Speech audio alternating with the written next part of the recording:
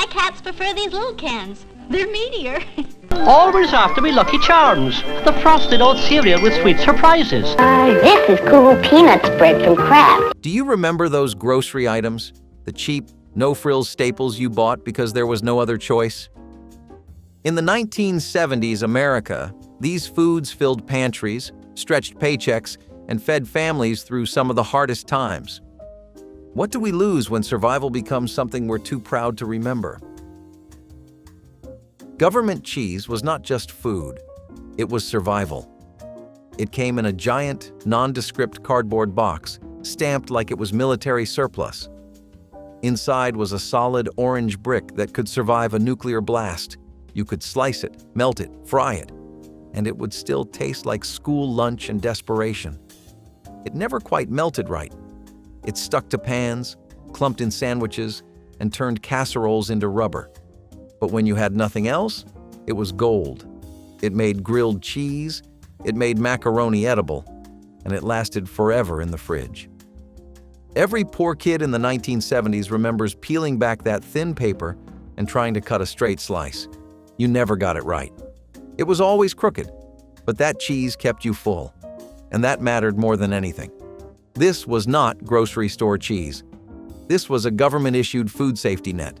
It was part of a national aid program, and for many families, it was the difference between dinner and no dinner. It showed up uninvited, unbranded, and unforgettable. And when it was gone, you missed it, even if you pretended not to. These days, people pay top dollar for vintage processed cheese. Back then, it came free, and you still felt the cost. Powdered milk was never a treat, it was a chore. You mixed it in a plastic pitcher, hoping the lumps would disappear. They never did. It smelled like chalk and tasted like a dare. If you drank it warm, forget it. That was a punishment, not a beverage. But it got poured into cereal, added to mashed potatoes, and stirred into baking mixes like it belonged, because it had to. Milk was expensive.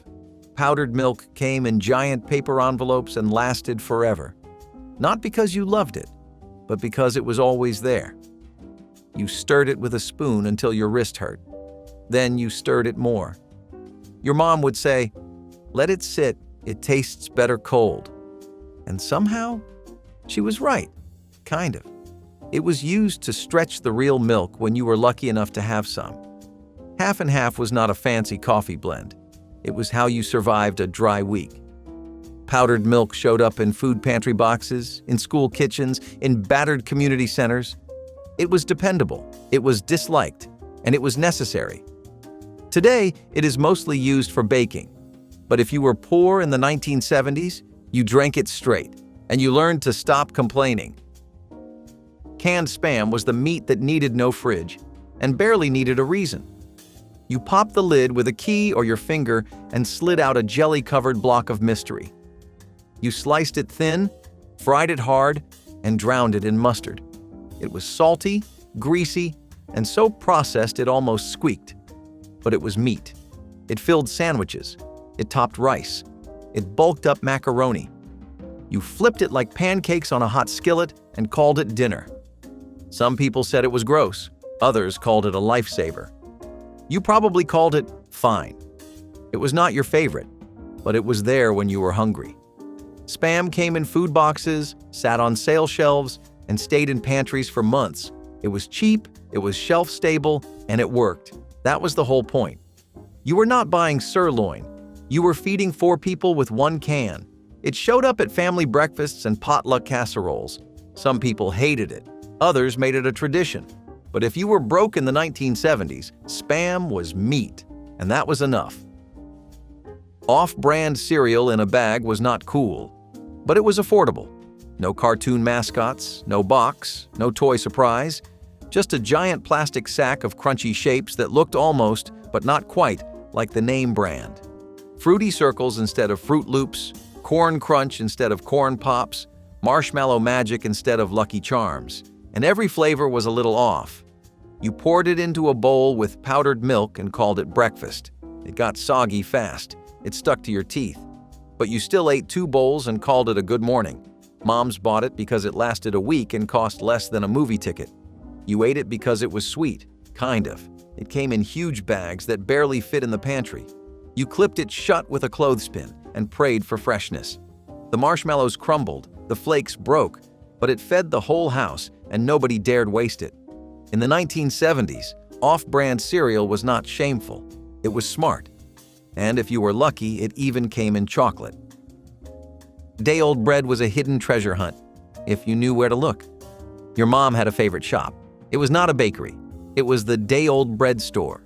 Shelves of discounted loaves, bent buns, and broken bagels lined up like misfit toys. You grabbed what you could. White bread, wheat bread, hamburger rolls with one smashed side.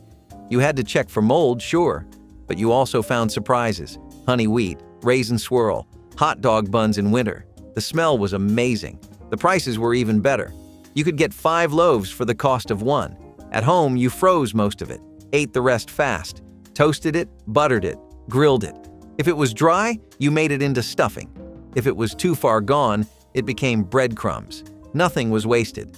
The bread store was not fancy, but it kept your lunchbox full. And in the 1970s, full was all that mattered. Boxed macaroni and cheese was not just dinner. It was a budget strategy. The box cost less than $1 and could feed an entire family if you got creative. Elbow noodles, a packet of neon orange powder, and a splash of milk, if you had it.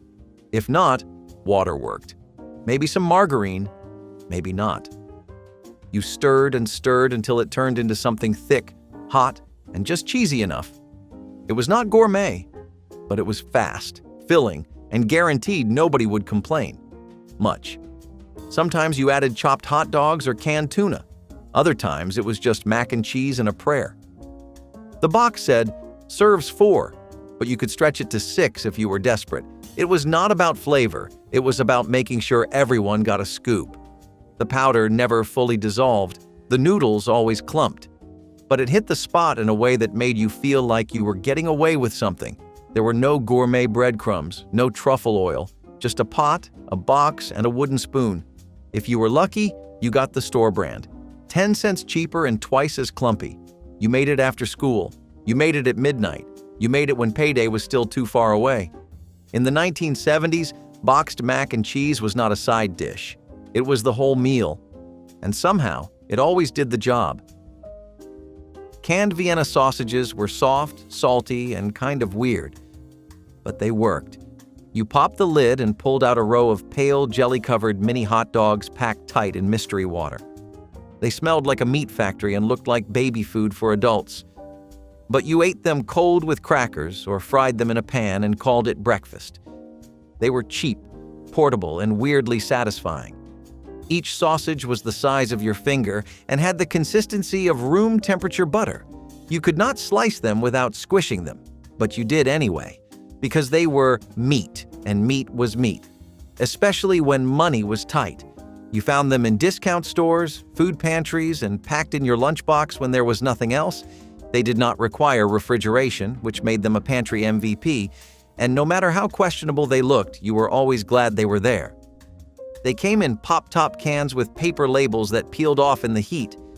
And no matter how many times you gagged at the first bite, you always finished the can. They lasted forever in the cupboard. They showed up during hurricanes, blackout dinners, and those long weeks before payday. Canned Vienna sausages were not loved, but they were there. And when you had nothing else, that was enough. Frozen TV dinners were not just a treat, they were a plan. You opened that silver tray and saw a whole meal, meat, starch, vegetable, and something pretending to be dessert. It all cooked at once, in the oven, slowly, while you sat cross-legged on the carpet staring at your favorite show. Salisbury steak, mashed potatoes, corn, and a brownie fused to the corner of the tray. It was hot lava on the outside and frozen in the middle. You stirred and waited and stirred again. But when it was finally ready, it felt like restaurant night, and you were the guest. Some came in boxes with wild colors and fake chefs smiling on the front.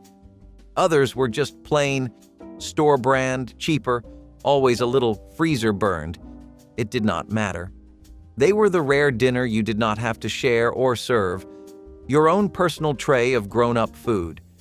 It made you feel fancy, even when you were sitting in pajamas on the shag carpet. You got to eat in front of the television. That was the real treat. In a time when family dinners were the rule, TV dinners were the exception. A little box of quiet, solo satisfaction. And when money was tight, they were a way to feed everyone. No mess, no fuss, no leftovers. Generic peanut butter was a gamble, but you took it.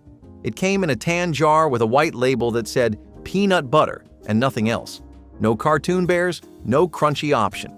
Just oil on top, cement on the bottom, and a knife stuck somewhere in between. You stirred until your hand ached. You scraped and scooped. You tasted it and blinked twice. It was bitter. It was bland. But it was peanut butter, and peanut butter meant sandwiches.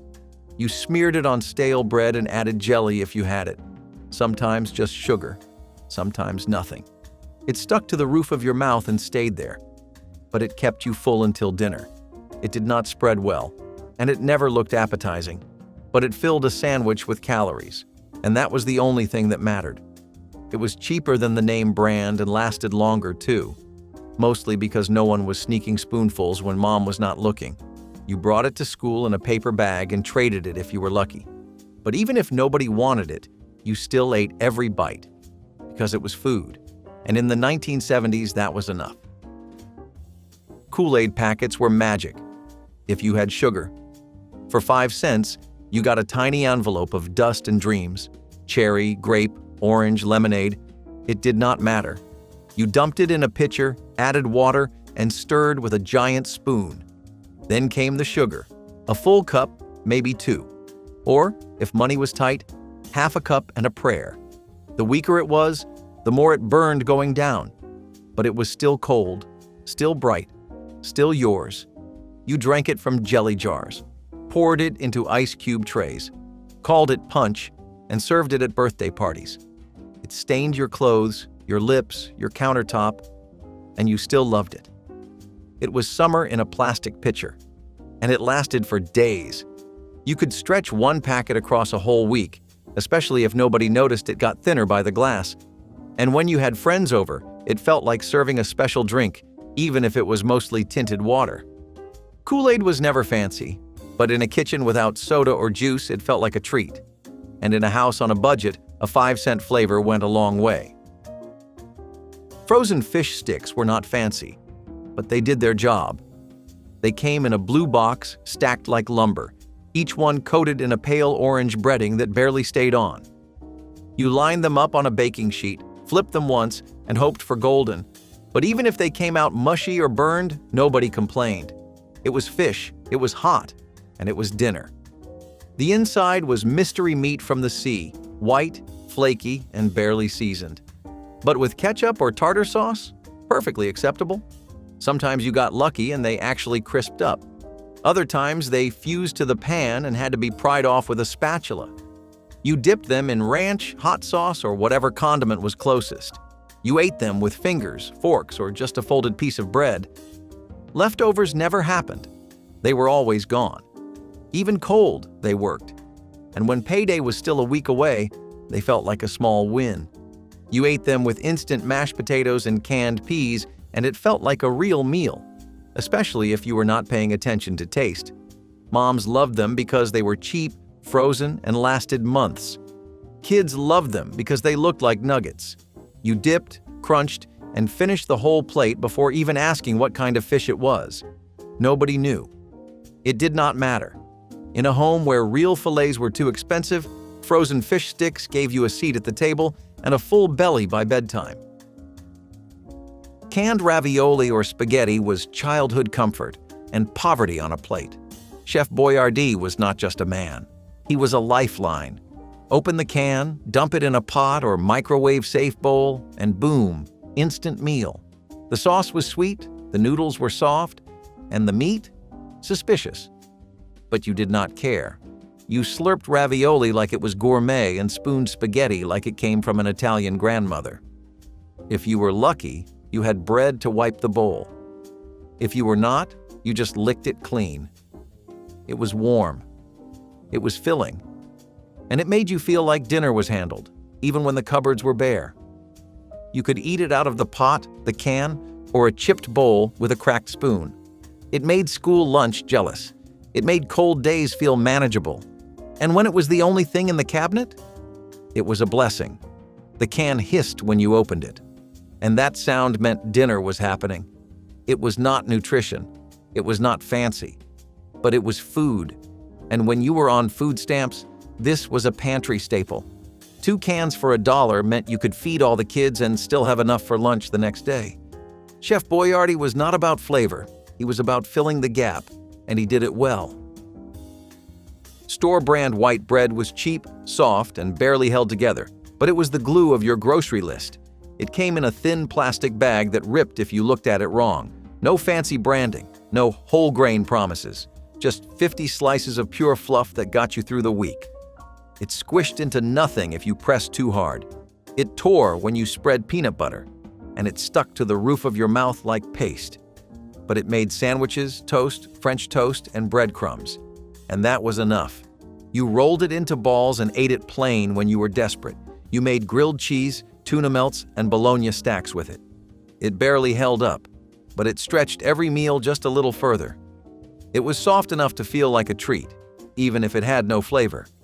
Some loaves were more air than dough, but air was still food when you needed to fill the table. And when it went stale, you made bread pudding, croutons, or just fed it to the birds and called it charity. You bought it because it cost half as much as the name brand, sometimes even less when it was marked down. At school, it looked different. At home, it was normal. You toasted it to give it some structure, or let it go stale and turned it into stuffing. Nobody bragged about eating it, but nobody wasted it either. In a decade where every dollar mattered, this was the bread you lived on. White, plain, and dependable. Instant mashed potatoes were a miracle, even if they tasted like wall paste.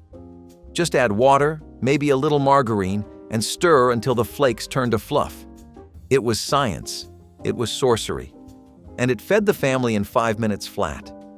They came in a box or pouch, and nobody followed the directions exactly. You made it stretch. You watered it down. You added salt until it tasted like something, and then you served it with pride. There were lumps, there was powder. Sometimes there was that weird top layer that formed when they cooled too fast, but they were still potatoes. You could mix in canned corn or leftover gravy to make it look intentional. Kids groaned but still ate them. Parents sighed but still served them, because nothing beat a hot pile of fake potatoes on a cold night. Real potatoes took time. These did not. They sat on the shelf for months, ready to become a side dish at a moment's notice. You piled gravy on top if you had it, butter if you were lucky, ketchup if you were desperate. In poor households, instant potatoes were not a shortcut.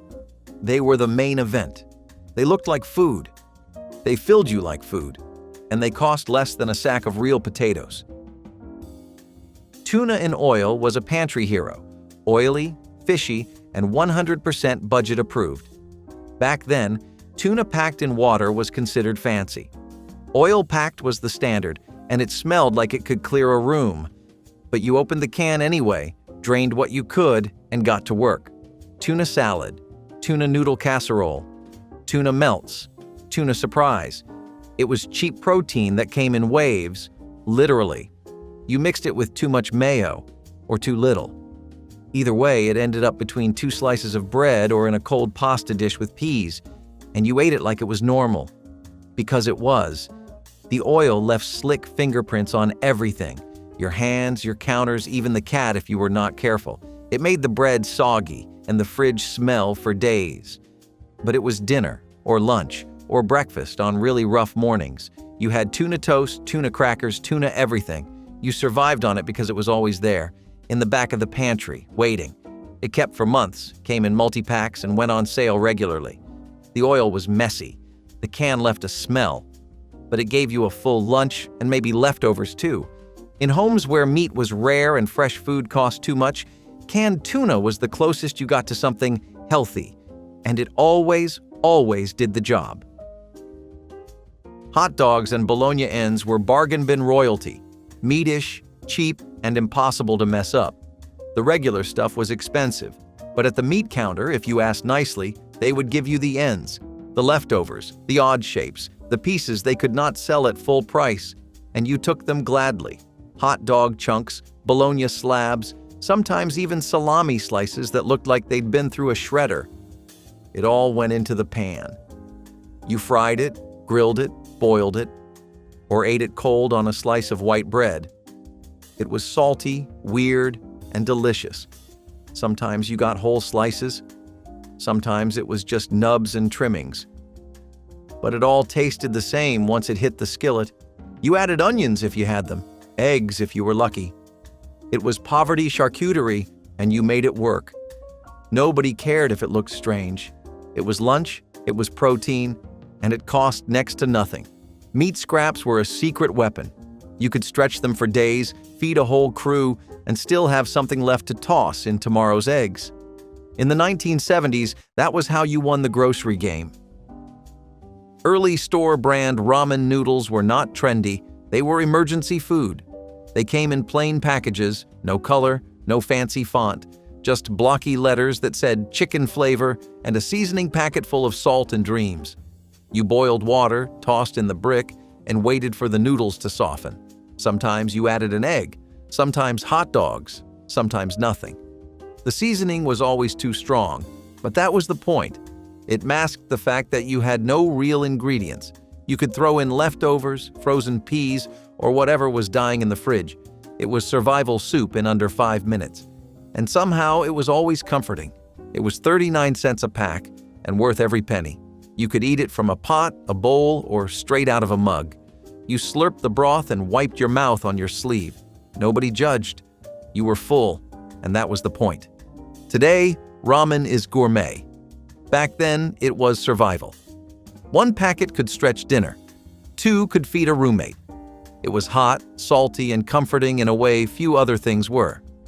Ramen was not cool. It was crucial. Rice, especially minute rice, was the blank canvas of the broke. It cost next to nothing. It filled half your plate, and it went with everything. Minute rice cooked fast. Regular rice cooked slow. But either way, you were eating something hot, white, and vaguely fluffy. You added butter, or ketchup, or soy sauce, or gravy from last week's meatloaf. It did not matter. Rice was how you made leftovers stretch. It turned a can of beans into a full dinner. It soaked up broth, carried canned tuna, and filled in every empty spot on the plate. You could fry it the next day with eggs and call it new, and there was always more in the bag. Rice turned 1 meal into 3. You made it with tuna, with beans, with canned chili. It was your side dish, your filler, your main course when the pantry was bare. There was always a bag in the cabinet, usually ripped and leaking grains all over the shelf. But that bag meant dinner, and you were not throwing that away.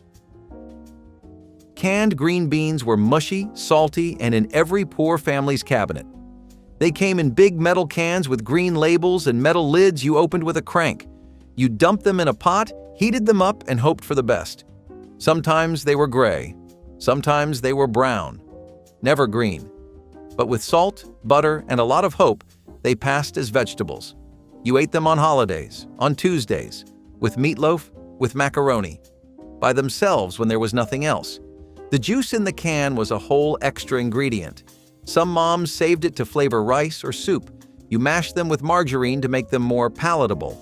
And sometimes you mixed them with cream of mushroom soup and called it a casserole. It was not gourmet, but it filled the plate. They were soggy and stringy, but they counted as healthy. And moms made sure they made the plate. Today, kids turn up their nose at canned veggies. But in the 1970s, green beans were part of survival. Canned fruit cocktail was dessert, if you were lucky. It came in syrup, floated like science experiments, and featured those weird translucent grapes nobody liked. But you ate them anyway. Cherries were the prize. You counted them before anyone else could. You spooned it into little bowls, usually chilled, and pretended it was fancy. It was not. But it was sweet, it was cold, and it was better than nothing.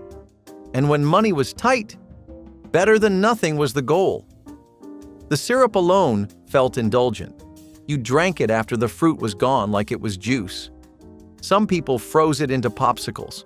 Others dumped it over boxed cake or plain Jell-O. It made everything else feel like dessert, too. Fruit cocktail was served on paper plates at potlucks beside scoops of off-brand vanilla ice cream or straight from the can when nobody was looking. The pears were mush. The peaches were slimy. But that red cherry, that was gold. You fished for it, fought for it, and when you got it, you won the night. Jiffy corn muffin mix was a blue box full of magic and the cheapest comfort food you could make. It sat quietly on the lowest shelf, right next to the cake mixes you could not afford. But that little blue and white box cost pennies and promised something warm, golden, and just sweet enough. You added an egg, some milk, or water if you were really scraping by, and stirred until the lumps disappeared. Then you poured it into a battered muffin tin or a square baking dish and hoped the oven worked right. It smelled better than anything that cheap had a right to. Fluffy on top, crunchy on the edges, and always gone by the time dinner ended. You served it with beans, with chili, with butter and a little sugar for dessert. It did not matter. That mix was the backbone of a lot of meals. You only needed one box, maybe two for a big family. It took 20 minutes to make and barely made a mess, and it made the house feel warmer, fuller, like something special was happening, even if dinner was canned spaghetti. Some weeks, it was the only baked good you had. Cornbread made you feel like things were okay, like there was still room for tradition, even on food stamps. In the 1970s, Jiffy corn muffin mix was not just a shortcut, it was a staple, a blue box of hope. Dry pinto beans by the pound were not just a food, they were a strategy. You bought them in bulk, big plastic sacks or paper bags with a twist tie at the top, marked with a handwritten price tag. You poured them into a bowl and picked through for rocks. Then you soaked them for hours, sometimes overnight. And when they finally hit the pot, they simmered all day, filling the house with steam and the slow, steady smell of something hearty and real. You added salt if you had it, ham bone if you were lucky, or just onion and hope. The texture was soft, the taste was earthy, and the end result could stretch over 3 days if you portioned it right. Beans and cornbread, beans and rice, beans and nothing. You were fed. That was the point. Kids rolled their eyes but still cleaned their plates. Adults called it a humble meal, but they were proud of it because it meant no one was going to bed hungry. A pot of pintos fed the block, the church basement, and every poor family trying to stay afloat. In the 1970s, when meat was expensive and groceries were tight, dry beans were not just cheap, they were dependable. You learned how to season them, how to save them, how to live off them. And if you were smart, you made enough to freeze for next week. Because beans did not go out of style, they went back on the stove. Margarine in a tub was butter's loud, cheap cousin, and it lived in every poor family's fridge, bright yellow plastic, peel-back foil, a smell that was kind of buttery, kind of weird, and always there. You scooped it with a butter knife and spread it on toast that fell apart mid-swipe, or you plopped it into mashed potatoes, macaroni, skillet cornbread, or anything that needed flavor. Real butter was expensive. Margarine was survival. Sometimes it was flavored with butter-like oils. Sometimes it was just yellow fat. But it worked, and it lasted forever. That tub was bottomless, or at least it felt that way. You reused the empty containers for everything: leftovers, soup, Kool-Aid, lunch salad, even catching grease. Your mom had a whole drawer of old margarine tubs with mismatched lids. It was like Tupperware, only free. The brand did not matter. Imperial, Blue Bonnet, generic store brand with spread, written in capital letters. You ate it without question, because it went with everything and cost a fraction of the real thing. Pancakes, corn on the cob, baked potatoes, all slathered in margarine like they came from a diner. And it made you feel rich for a minute, or at least full. In the 1970s, margarine was not a substitute. It was a solution. You did not argue with it. You just used it every meal, every day. Bulk oatmeal in cardboard canisters was breakfast on repeat. Cheap, hot, and exactly what you needed to start another long day. The canister was tall, round, and always a little dusty. You popped off the lid, scooped out a cup, and got to work. Water if you were poor. Milk if you were blessed. A little salt in the pot, a slow simmer, and a wooden spoon that never stopped stirring. It clumped, it bubbled, it stuck to the sides. But when it was done, it filled your stomach and kept you moving. You ate it plain, with a spoonful of brown sugar, with sliced bananas when they were on sale, with cinnamon, with margarine. Whatever you had, it went into the pot. You got creative, not because you wanted to, but because you had to. Oatmeal was not exciting, but it was dependable, affordable, and warming. And that made it perfect. Sometimes it was dinner too, served in chipped bowls with toast on the side. The canister sat on top of the fridge, outlasting everything else in the kitchen. No expiration date, just silent strength. You knew you were poor when oatmeal was on the table 5 days in a row, but you also knew it kept you full when cereal ran out, and that counted for something. In the 1970s, bulk oatmeal was not fancy or fun, but it was yours, and it was enough. Canned evaporated milk was a shortcut, a substitute, and sometimes a last resort. It sat on the pantry shelf next to the powdered milk and somehow felt just a little more special, even if it came in a dented can with a missing label. Thick, pale, and slightly sweet, it poured out slowly like it was unsure of itself. But it worked. It went into coffee, mashed potatoes, baked goods, and gravy. You could mix it with water and pretend it was regular milk, and sometimes it almost passed. You shook the can before opening, added a little sugar when no one was looking, and prayed it would not curdle when it hit the pan. But when you got it right, it made everything creamier, richer, better. Evaporated milk was the secret to homemade macaroni and cheese, to fancy scrambled eggs, and to the best banana pudding your grandma ever made. You did not drink it straight. You respected the rules, but you relied on it more than you admitted. One can could stretch into 2 meals if you played it smart, and it never went bad, which meant it was there, always, when the fridge was empty. In homes where money was tight, evaporated milk was more than a backup. It was part of the plan, shelf-stable, affordable, and quietly essential. Just like everything else on that pantry shelf. Farrell's was not quiet. In fact, it was deliberately loud. Sirens, drums, shouting waiters announcing someone's birthday like they had just won the lottery. It was sensory overload in the most delightful way. And kids loved every second of it. If you ever had a party at Farrell's in the 1970s, congratulations, you peaked early. Walking into Farrell's ice cream parlor felt like entering a cartoon version of the turn-of-the-century soda shop. Striped vests, bow ties, old-timey music, and a menu filled with wild desserts that were taller than your little brother. It was chaos with sprinkles. This was the kind of place that turned Sundays into stadium events and made sugar feel like a celebration. And then there was the zoo, a ridiculous, absurd, absolutely brilliant monstrosity of a Sunday. Carried out by multiple employees running through the restaurant while banging a drum and screaming, "Zoo! Zoo! Zoo!" It was basically a declaration of war on restraint. And the kids? They were eating it up, literally and figuratively. But underneath all the whipped cream and pageantry was a place that really understood family fun.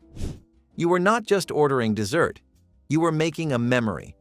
The chaos, the clatter, the calorie overload, it was part of the magic. You did not come to Farrell's for peace and quiet. You came for a food parade, a sugar rush, and a place where the adults sighed while the kids bounced in their seats. It was the ultimate yes place in a world full of no.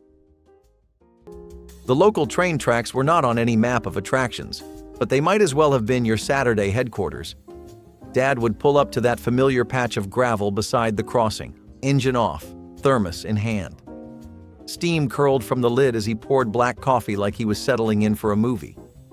You sat on the hood, knees pulled up, eyes scanning the horizon.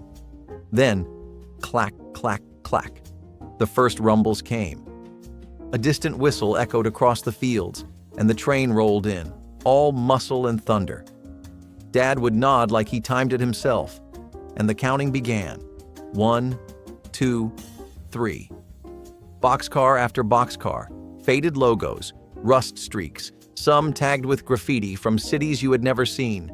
Sometimes you brought a notebook, sometimes just your eyes, but you always left with the same question.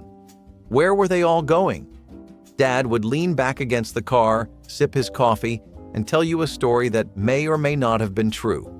It did not matter. What mattered was the rhythm, the waiting, the wonder. And if you were lucky, the next stop was just as legendary. A miniature golf course where no obstacle was regulation, and every putt told a story. Plymouth was never the flashiest name on the road, but it was trusted, reliable, American. It was the car your uncle fixed up in the driveway, the station wagon that took families to the Grand Canyon, the compact that young drivers learned to parallel park with. In the 1970s, Plymouth had already seen better days, but there was still hope. Then the market shifted. Gas prices spiked, Japanese imports hit harder and faster than anyone expected, and Plymouth's offerings started to feel outdated. Chrysler focused its attention elsewhere. Dodge got the performance, Chrysler got the luxury, and Plymouth got what was left. People still bought them, but it felt like settling. You were not proud to drive a Plymouth. You were just glad it still ran. Sales dipped. Innovation stalled. Even iconic models like the Duster could not save the brand. The writing was on the wall. By the 1990s, Plymouth was a forgotten middle child, unloved and unnecessary. In 2001, Chrysler officially pulled the plug. For decades, Plymouth had been a quiet part of the American story. And now, it is a footnote. But the memories remain, in faded photos, old commercials, and the sound of an engine that will not come back. Vinyl lunchboxes containing lead were every kid's badge of honor. Whether it had Wonder Woman, Star Wars, or a rainbow unicorn on the front, that box said everything about who you were at recess. But while you were showing off your new thermos or trading cookies, your PB&J might have been marinating in something less appetizing: lead. Many of those colorful, flexible vinyl cases were made with lead-based plastic stabilizers, materials that could leach over time, especially under heat. Left in the sun on a bus seat, that lunchbox became a mini toxic oven. Some even had peeling interiors that kids would pick at with fingers destined for mouths. Nobody suspected their sandwich container might be the real health hazard. Years later, testing revealed just how widespread the contamination was, and many were recalled. But by then, millions had used them daily. Schools didn't warn parents, teachers didn't know. And the kids? They just knew lunch was inside. And if the danger wasn't in your lunchbox, it might have been humming in the ceiling above your head. Olympia beer was not flashy. It was not exotic. It was the working man's brew. Born in Washington State and famous for its "It is the water" slogan, Olympia carved out a loyal base across the Pacific Northwest. It tasted like fishing trips, union picnics, and back porch summers. You did not drink it to impress anyone. You drank it because it was yours. But the beer wars were brutal. Big national brands like Budweiser and Miller came swinging with huge ad budgets and coast-to-coast reach. Olympia tried to expand, but its regional charm did not scale well. The further it traveled from the rivers and forests of its home, the more it lost its soul. What made it special could not be bottled and shipped across state lines. It was bought out, reformulated, stripped of its identity. By the 1980s, the writing was on the wall. The original brewery closed, the taste changed, and loyal drinkers quietly moved on. Today, Olympia still exists in name, brewed by a different company in a different place. But those who remember the real thing will tell you, it is not the same. And maybe it never could be. If the 1970s were about loosening up a bit, Bennigan's was the restaurant that caught the vibe. It came in late in the decade, but it wasted no time making a name for itself. Dark wood paneling, green leather booths, Irish pub decor. It had that just enough edge feel to stand out from the family-focused chains. It was not fine dining. It was fun dining. A place where you could grab a beer, order a Monte Cristo sandwich the size of your head, and still bring your kids along for a basket of chicken tenders. Bennigan's knew its lane and drove at full speed. And about that Monte Cristo, deep-fried powdered sugar on top with raspberry jam on the side. It should not have worked. It definitely should not have worked. But somehow, it became their signature dish. Sweet, salty, fried, and just weird enough to keep people talking. Bennigan's also helped bridge that gap between bar food and restaurant food. You could get nachos and onion rings or a steak and salad, all under one roof. And if you stayed long enough, you might hear the music turn up a little or catch a game on the television in the corner. This was where first dates happened, where coworkers grabbed a drink after clocking out, where birthday dinners and casual Fridays blurred into one. It was pub style done American style, big, bold, and with extra ranch dressing. Bennigan's carved out a place for people who wanted more than fast food, but less than fine dining. And for a lot of us, that middle ground hit just right. Some nights, it was the backyard. Other times, it was the town planetarium where the air smelled like metal seats and carpet glue. But either way, Dad made sure you always looked up. He would point at a blinking light in the sky and say something like, "That one's Venus," even if it was just an airplane. You believed him, because he said it with the same certainty he used when fixing the lawnmower. Sometimes he would bring out a telescope that never quite focused right, but it did not matter. You could see the moon, or at least a very bright blur that had to be the moon, and that was enough. He told you about constellations, meteor showers, and a comet he swore he saw when he was 12. The planetarium nights were just as magical. You would lean back in those creaky seats while the ceiling lit up with galaxies and a deep voice narrated the birth of stars. Dad would whisper facts like he had a PhD in astronomy, even if he probably read them from the brochure 5 minutes before. You did not go to learn. You went to dream. And the only thing better than dreaming about space? Digging through the universe of stuff at the local flea market the very next weekend. Record Bar was not just a store, it was a ritual. A place where teenagers went to spend their last few dollars on a cassette, where college students flipped through vinyl with purpose, and where parents hunted for the next hit their kids could play too loud. The smell of shrink wrap, the sound of headphones clamped over your ears, that feeling of holding a new album like it was a treasure. In the 1970s and 1980s, Record Bar was in malls across America. It was part of the cultural fabric. But time moved on. Music got smaller. First the CD, then the download, and finally the invisible stream. Malls lost their sparkle, the ritual faded, and Record Bar, like so many others, folded under the weight of a world that no longer needed it. The music still plays, but the experience is gone. You can click a button now, but you will never get that feeling again. That quiet buzz of possibility as you stepped through the door. Flame-retardant pajamas with PBDEs were supposed to be the ultimate kid-safe sleepwear. You'd slip into those polyester two-pieces printed with race cars or unicorns, and your parents could sleep easy, knowing you were protected. After all, they were labeled flame-resistant, right? But what they didn't say was what made them that way. A chemical cocktail of polybrominated diphenyl ethers, PBDES for short. These compounds were added to fabrics to make them melt instead of burn, which sounds safe. Until you realize the fumes were toxic, the materials didn't breathe, and the chemicals absorbed right through your skin. Studies later linked PBDEs to hormone disruption, developmental delays, and even behavioral issues. And we were wearing them every night. In summer, they clung to sweaty skin like a wet plastic bag. In winter, they sparked with static and held on to every scent in the house. Parents meant well. They were doing what the labels told them. But science eventually caught up, and those pajamas quietly disappeared from store shelves. Today, you'd be hard-pressed to find a kid's outfit with those same flame-retardant additives. But back in the 70s, if it said safe, people trusted it, even if it smelled like melted crayons.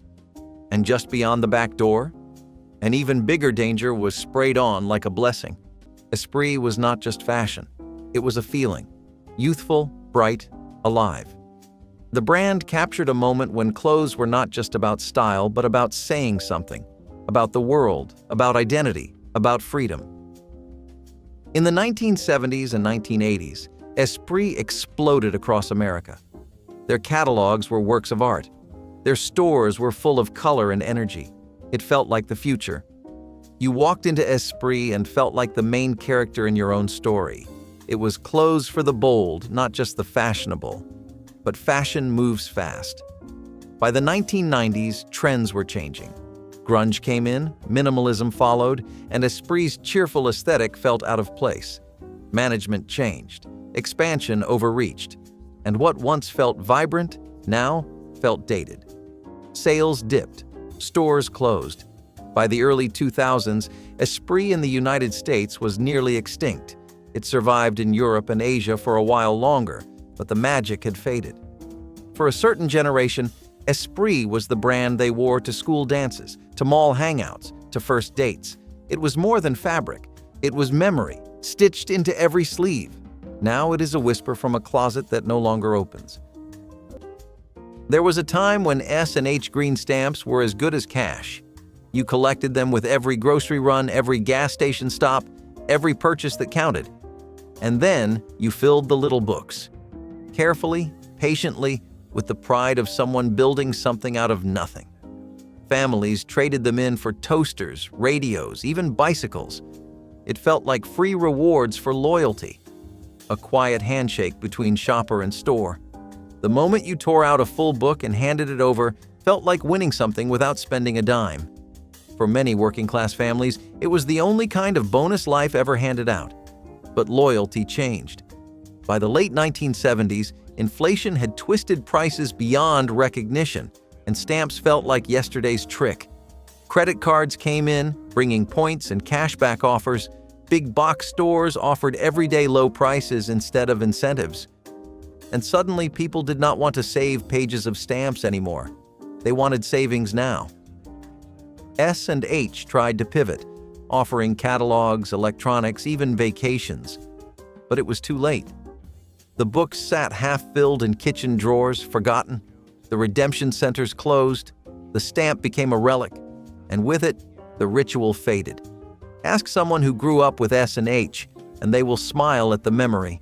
But they will also tell you when it ended, it felt like losing part of what made everyday shopping feel like a game worth playing. The American Motors Corporation was not supposed to die. It was supposed to be the little guy that held the line. In a market dominated by giants like Ford, General Motors, and Chrysler, AMC dared to be different. It gave us the Gremlin, the Hornet, and the Pacer, cars that looked like nothing else on the road. But that difference came at a cost. AMC was always scrambling for cash. Its designs were bold, but sometimes too bold. The Pacer was called a fishbowl on wheels. The Gremlin looked like a prank gone too far. And while America was falling in love with fuel efficiency and sleek imports, AMC clung to its oddball identity. It tried to innovate. It partnered with Renault. It launched the Eagle, a car that would inspire the modern SUV. But none of it was enough. The market was cruel. Interest rates climbed. Gas prices jumped. AMC fell behind on everything: production, marketing, even public opinion. By the time Chrysler bought it out in the late 1980s, it was already a ghost. People do not talk much about AMC now, but they should. Because it tried. It really tried. And in the end, that might be what hurts most. There is something about a root beer float that feels like summer. But when you had one served in a frosty mug at an A&W drive-in, it hit different. This was not a rushed soda from a plastic bottle. This was root beer as an experience. Car hops on roller skates, trays clipped to your window, and that perfect mix of ice cream and fizz. It was Americana in a glass. In the 1970s, drive-in dining was still alive and kicking. And A&W was at the heart of it. Families packed into cars, kids crammed into back seats, and there was this weird, wonderful thrill about eating full meals without leaving your vehicle. You were in your own little booth on wheels, and the star of that menu was always the float. That thick foam, that creamy scoop slowly melting into sweet carbonation. You did not sip it. You savored it. You poked at it with your straw. You took a spoon to it when the bubbles died down. It was simple, delicious, and a reminder that not everything needed to be complicated to feel special. The food was classic drive-in fare, burgers, hot dogs, crinkle-cut fries, but it was the root beer that made the place unforgettable. Cold, rich, and served in chilled glass mugs that clinked like they meant business. No paper cups here. Just the real thing, sweating with condensation under the summer sun. It was not fast food. It was drive-in dining with personality. And in a decade where sitting down often meant sitting inside, A&W gave people a reason to roll down their windows and enjoy a meal under the open sky. The county auction barn was chaotic, dusty, and loud, and Dad loved every minute of it. From the second you stepped inside, it was a sensory overload. Wooden pens clucked with chickens, bleated with goats, and somewhere a sheep was loudly objecting to something. The auctioneer stood on a platform, voice rising and falling like a song only locals understood. He had his bidding number tucked into his shirt pocket and a mental budget that always magically doubled if the right box came along. There were tables of mystery items, rusty tools, mismatched Tupperware, bundles of wire, and once a broken vending machine that Dad swore he could fix. $10? That's a steal, he would whisper, just before being outbid by the same guy who always bid too high. You did not win much. But when Dad did walk out with something, it was like he had climbed Everest. And even when he lost, he laughed all the way home. The auction was not about getting stuff, it was about the thrill. But when he wanted a guaranteed win, all he needed was a firehouse griddle, a bottle of syrup, and a pancake breakfast made by heroes. Pan American World Airways was not just a brand. It was a symbol, a ticket to the world stamped in blue and white, with flight attendants in crisp uniforms and ads that made the world seem smaller and more elegant. For much of the 20th century, flying Pan Am meant you had made it. But by the 1970s, the cracks were showing. Oil prices spiked, air travel deregulated, competition exploded, and Pan Am, bloated with international routes and expensive aircraft, could not adapt fast enough. It tried new services, rebranded its cabins, and even launched a short-lived domestic push. But nothing stuck. The glory days were gone, and the bills kept coming. By the early 1990s, it was over. Planes grounded, staff laid off, logos fading from airports and travel posters. For many Americans, Pan Am was their first flight, their first window seat, their first glimpse of the clouds from above. To watch it fall felt like watching the future turn to dust. It was more than a business loss. It was a goodbye to the golden age of travel. Zantigo had the right idea at the wrong time. Launched during the rise of fast Mexican food in the United States, it hoped to bring something slightly more authentic, a little less drive-through, and a bit more taqueria. And for a while it worked. People loved the rich sauces, the bold flavors, and the chili cheese burrito that had a cult following before that was even a thing. But then came Taco Bell.